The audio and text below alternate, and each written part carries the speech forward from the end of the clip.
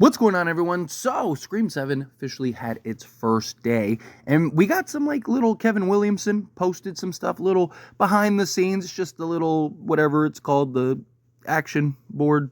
So we got one of those, Scream 7, Kevin Williamson, the fobs, that's what they're called, right? Aren't they called the fobs? But anyway, take one, you can see it here, and then Kevin Williamson had a nice little note that he posted on Instagram. So, Kevin Williamson, I'm not supposed to post about Scream, and I hope Spyglass Media and Paramount Picks will forgive me. But when you have one of the best days of your life, it's really hard to keep it to yourself. What an extraordinary day I had working with an amazing and talented cast and crew. They brought their A game and had my back every step of the way. I'm so very grateful for this opportunity and to Wes Craven, who was on my mind through it all. The profound impact he has had on my life and career is endless. What a day. I can't wait for tomorrow. So I had thought that this was something that, one, I needed to share, two, I wanted to talk about, because, this is something that kind of, and I've talked about, breathes excitement back into me a little bit.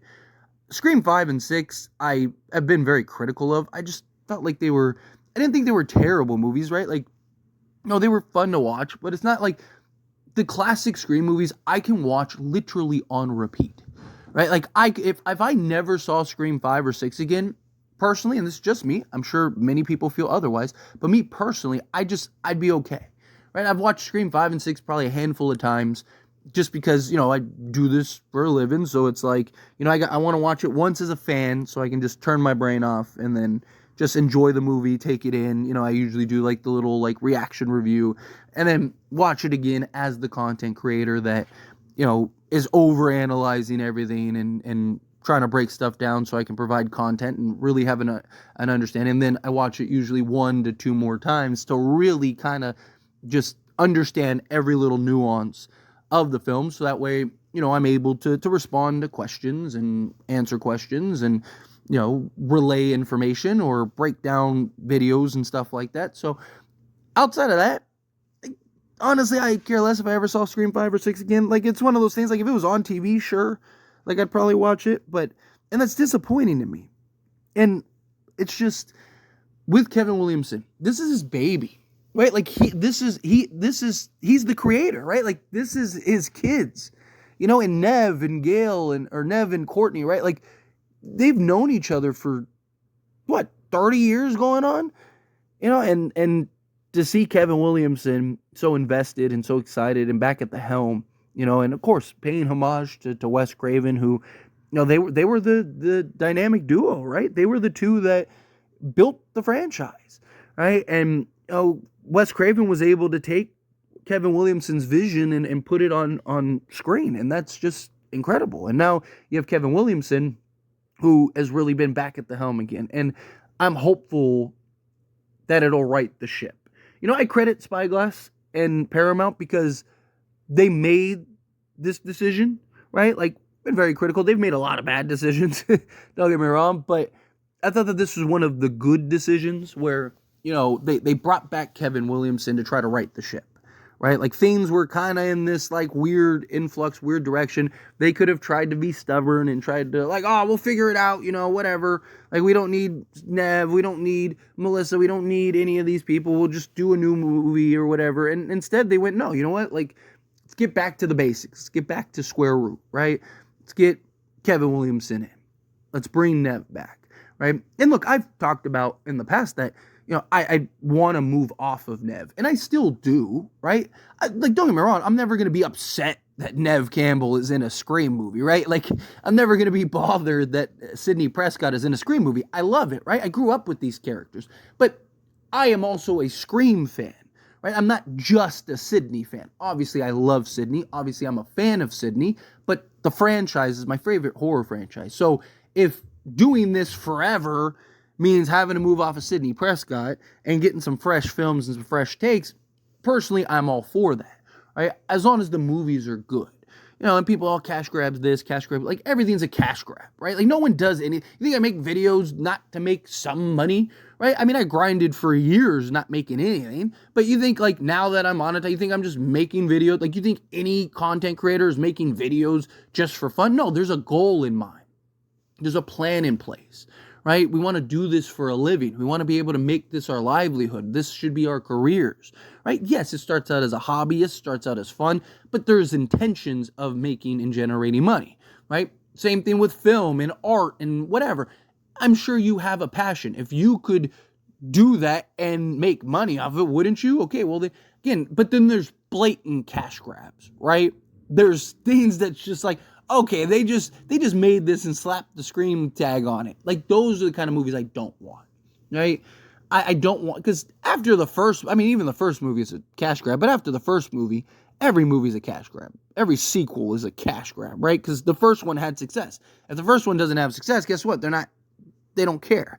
But to see this post again, you know, to see just Kevin Williamson really just, you know, be so excited, right? Like, to have that excitement and freshness. This is one of the things that I liked about Radio Silence, is that you saw the genuine joy that they had doing Scream, right? You saw the genuine just excitement that they had for being on set and being able to do those things. And then to see Kevin Williamson, which, I mean, obviously, again, it's his baby, but to get it publicly, right? Even with him probably getting a slap on the wrist, like, hey, you know, they're not going to do anything crazy. They'll just be like, hey, you know, love the post, just be careful type thing, right? Like, but for him to exuberate that passion and to get Kevin Williamson and Nev back, right? And have the two of them there to be able to kind of right the ship a little bit, hopefully.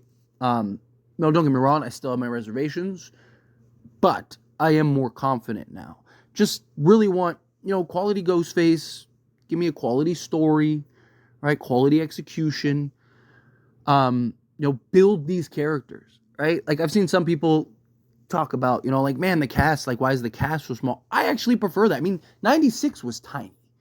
Hey, there's only like 8, 9 characters, right? Like, and even the deaths were very small. But that film was the most memorable. It was the most well flushed out. It was the most well developed, right? I mean, Scream 96 is as close to a perfect movie as you can get. Like, not even just horror, just movies, period. Right? Like, you had the beginning, the middle, the end. You had the pacing. You had the development of characters. We fell in love with those characters. We beloved those characters. You had a good antagonist, right? Like, you had all those things that you want to mix into your stew of a successful film, right? And now, lo and behold, we have a successful film or franchise now at this point. But, you know, I want them, and I've said this, kind of get back to basics. Right, and that's my hope with Kevin Williamson, is that he'll kind of just get back to basics. Right, we don't need to do all these like carbon copy. Like, tell a new story, right? Keep it simple. You don't have to do anything complex. You don't have to have all this like craziness and madness, right? Like, just a good old-fashioned slasher, I think, would have a ton of success, because, you know, like the good old-fashioned slashers aren't really there anymore. Right, like most of these slashers, not all of them, but like most of these slashers just, you know, they want to have like some over-the-topness, or they want to have some like, you know, and it's all predictable. We know it's going to happen, but like they try to, you know, get a little too much, or they have some like crazy, you know, twist, or, you know, some paranormal or supernatural element, right? Like, we've had like 3 like time trial, like Back to the Future meets Scream movies in the last like 3 years, right? Like, it's the repetitiveness. Sometimes simplicity sells. Sometimes just getting back to the basics is the way to go. And you'd be surprised. Like, you know, look at things like Thanksgiving, right? That horror movie. Like, people love that movie. People seem to really enjoy that movie. But it was so simple. There was no crazy, over-the-top, you know, thing. What was that? The Netflix, you know, like, the Home Alone one. I can't think of the name of it off the top of my head, but it was like that Netflix slasher people really liked. Like, the acting and stuff like that was a little rough, but I understood why people liked it, because it was, again, very simple, very back to basics. There was no crazy, like, you kind of knew and figured out, but it was fun, right? Like, if you've watched enough Scream movies, you know who the killer is, and most of the time, there's only like 5 people that it could possibly be, and you know there's probably going to be at least 2, if not 3 killers at this point, right? So, like, you have damn near a 50% chance of guessing at least one of the killers, right? Right? Like, so again, it's more about, for me, the execution, the delivery, the storytelling, how they approach it and go about it. And if they properly execute this film, I mean, again, like, their plan and intention is to make more, right? Supposedly Scream 8 has been greenlit already. So, perfect. You got to hit. You got to make sure that this is done right, you know? So, anyway, as always, this is a discussion. Pass question on you. Let me know your thoughts and opinions down in the comments below. What do you think? Phil, what are your thoughts? Are you excited? Do you love seeing that Scream is back? You love seeing Kevin Williamson and just his joy and excitement to be able to be at the helm now. Kind of this full circle moment for him, right? Again, however you feel, whatever your thoughts are, I'd love to hear it. So let me know either way down in the comments below. That being said, if you haven't liked this video, hit that like button. Helps me a lot. So we enjoy these types of videos, and I truly appreciate it. Not subscribe channel, what are you doing? Hit that subscribe button. Turn on the bell notifications. Appreciate y'all. See you in the next one.